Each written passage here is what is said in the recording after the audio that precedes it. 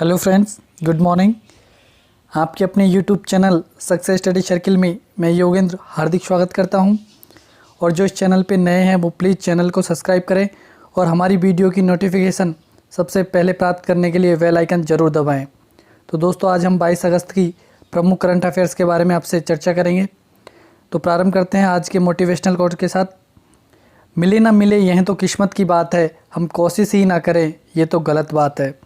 यानी कि मिलना या नहीं मिलना ये तो किस्मत में है, लेकिन हमें कोशिश हमेशा करनी चाहिए। हमें कभी भी हार नहीं माननी चाहिए, क्योंकि किस्मत में होगा तो मिल जाएगा, लेकिन हम कोशिश ही नहीं करेंगे तो ये सबसे बड़ी मूर्खता होगी हमारी। तो हमें कोशिश करते रहना चाहिए। मिलना या नहीं मिलना किस्मत की बात होती है। तो बढ़ते हैं हमारे आज के पहले प्रश्न पर, जो कि स्टैटिक जीके से होता है। आज का पहला प्रश्न है, भारत के राष्ट्रपति होता है, कौन होता है? राष्ट्र का मुखिया, सरकार का मुखिया, या फिर राष्ट्र एवं सरकार दोनों का मुखिया? तो इसका राइट आंसर होगा ऑप्शन ए, राष्ट्र का मुखिया। कौन होता है? राष्ट्र का मुखिया। तो इसका ए ऑप्शन राइट होगा।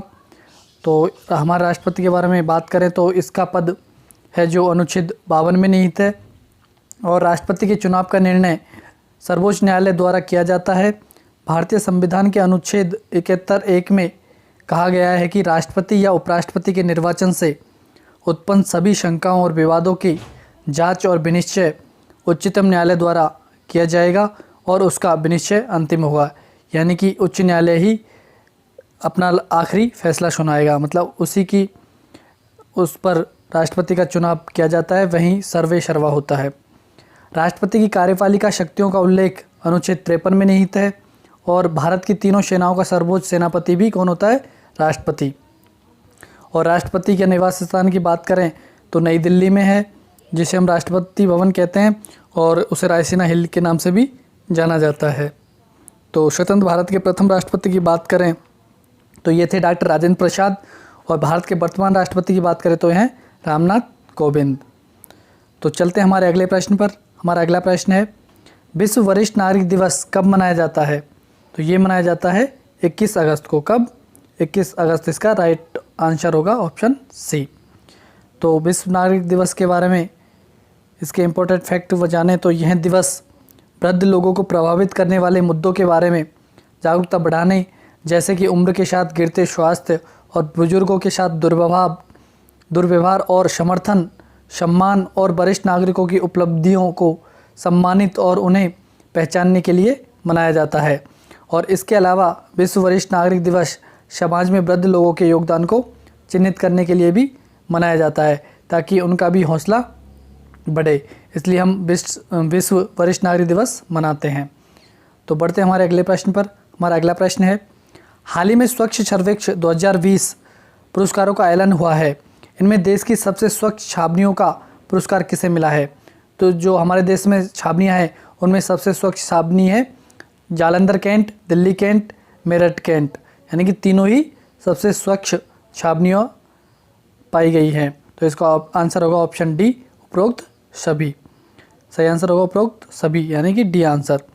तो इसके अलावा जो पुरस्कार मिले हैं उनके बारे में मैं आपको थोड़ा थोड़ा बता दूं कि 1 लाख से अधिक आबादी वाले शहरों के लिए जो सबसे स्वच्छ शहर का पुरस्कार है वो मिला है इंदौर, सूरत और नवी मुंबई को, यानी कि इंदौर प्रथम स्थान पर है। और 1 लाख से कम आबादी वाले शहरों के लिए सबसे स्वच्छ शहर का पुरस्कार मिला है कराड़, जो कि महाराष्ट्र में पड़ता है, शाश्वत महाराष्ट्र में ही है, और लोनावाला ये भी महाराष्ट्र में है। और 100 से अधिक शहरों वाला सबसे स्वच्छ शहर है वो है छत्तीसगढ़। कौन सा? छत्तीसगढ़। छत्तीसगढ़ को मिला है 100 से अधिक शहरों वाला स्वच्छ राज्य का पुरस्कार। और 100 से कम शहरों वाला ये मिला है झारखंड को।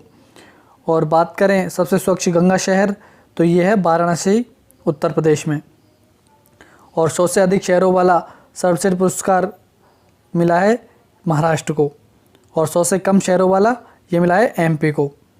और शहरों के क्षेत्रों को साफ रखने में अधिकतम नागरिक भागीदारी के लिए मिला है शाहजहाँपुर, उत्तर प्रदेश के को। और 40 लाख से अधिक आबादी वाले सबसे स्वच्छ मेगा सिटी है हमारी अहमदाबाद, गुजरात। और स्वच्छता के मामले में सबसे तेज़ चलने वाला शहर ये है जोधपुर, क्योंकि इसने काफ़ी उछाल लगाई है और 29वां स्थान प्राप्त किया है अब की बार। पिछली बार था वो था 243वां। सबसे स्वच्छ राजधानी शहर की बात करें तो ये है नई दिल्ली। ठीक है, कौन सी है? नई दिल्ली। और सबसे तेज बदलने वाला सबसे स्वच्छ शहर है वो है लखनऊ यूपी का। ये भी तीव्र गति से बदला है।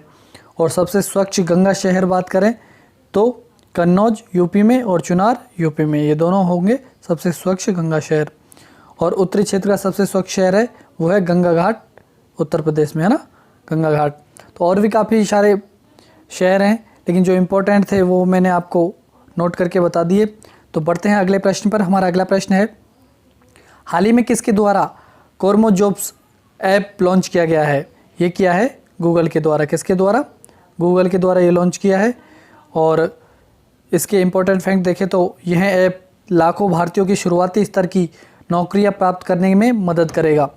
और जो कोरमो जॉब्स कोरोना वायरस के कारण अपनी नौकरी गंवा चुके हैं, उनको नौकरियों की तलाश में जुटे लोगों को रोजगार दिलाने में मदद करेगा।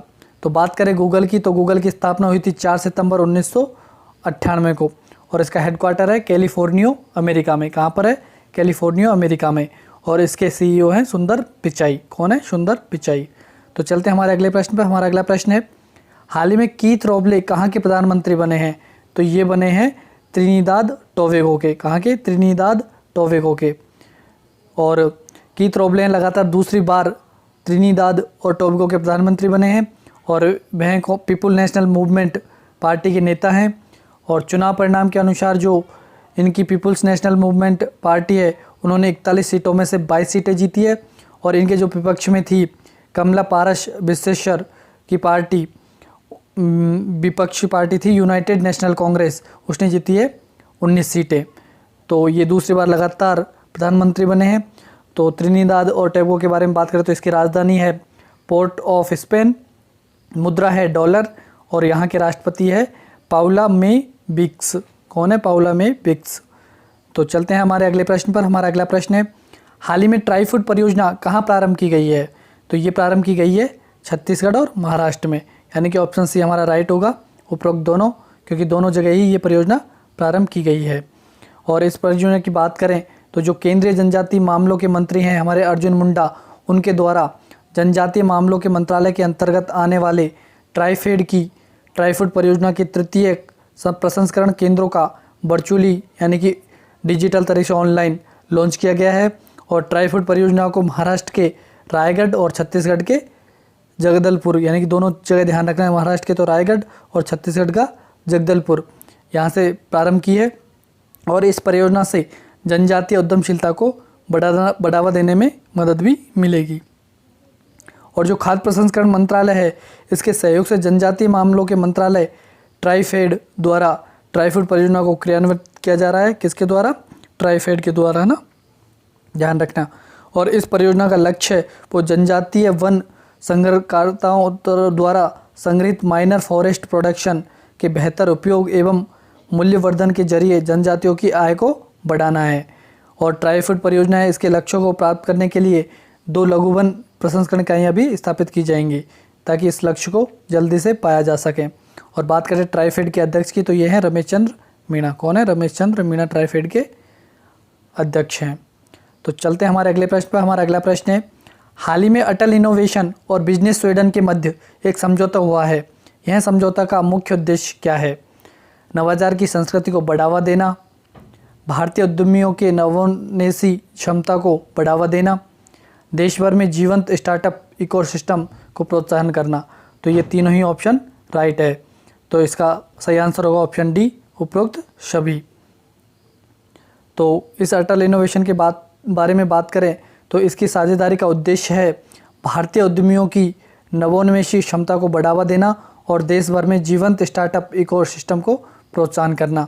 और इस साझेदारी के माध्यम से अटल इनोवेशन मिशन की विभिन्न पहलों जैसे Atal community innovation centre, Atal tinkering lab, Atal new India challenge, Atal incubation centre और Atal research and innovation for small enterprises से दोनों देशों में समग्र नवाचार को बढ़ावा देने के लिए जागरूकता अभियान, विभिन्न गतिविधियों एवं कार्यक्रमों के संचालन आदि में भी मदद मिलेगी।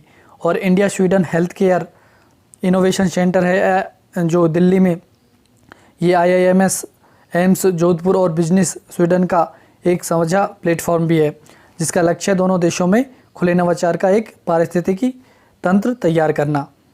तो चलते हैं हमारे अगले प्रश्न पर। हमारा अगला प्रश्न है, हाल ही में मुथूट फाइनेंस ने कोविड-19 को कवर देने के लिए किसके साथ समझौता किया है?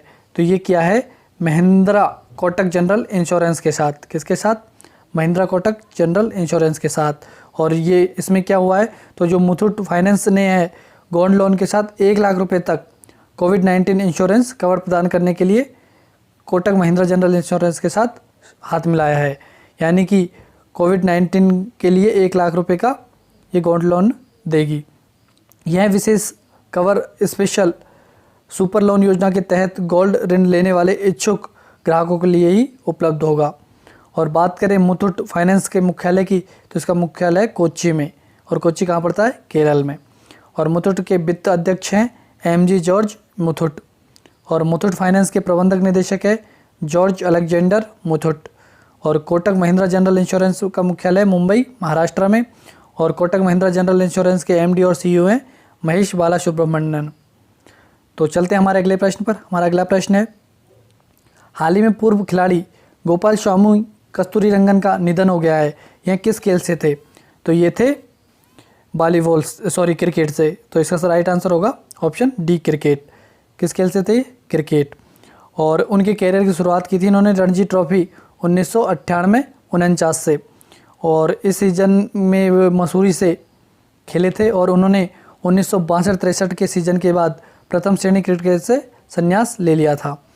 और गोपाल स्वामी कस्तूरीरंगन एक तेज गेंदबाज थे जिन्होंने 36 प्रथम श्रेणी मैच खेले और मैसूर रणजी टीम, यानी कि अब जो कर्नाटक के नाम से है, उसकी कप्तानी भी की थी। और इसके अलावा इन्होंने BCCI मैदान और पिच समिति के अध्यक्ष और कर्नाटक राज्य क्रिकेट संघ के उपाध्यक्ष के रूप में भी कार्य किया था। तो ये एक महान क्रिकेटर थे। तो चलते हमारे आज के आखिरी प्रश्न पर, जो कि जनरल साइंस से होता है। यह निम्नलिखित में से कौन सा पदार्थ पौधे के लिए सूक्ष्म पोषक होता है? तो ये होता है बोरॉन। तो इसका राइट आंसर होगा ऑप्शन डी, बोरॉन। और जो पौधों में सूक्ष्म पोषक बेतत्व होते हैं, मतलब पौधों में जो सूक्ष्म पोषक तत्व है ना, वो होते हैं जिनकी पौधों को बहुत ही कम मात्रा में आवश्यकता होती है।